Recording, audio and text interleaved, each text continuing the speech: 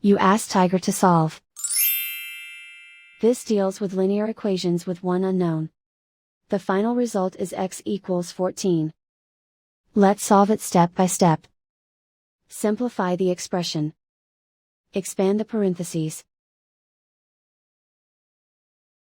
Simplify the arithmetic. Group all constants on the right side of the equation. Add 12 to both sides. Simplify the arithmetic.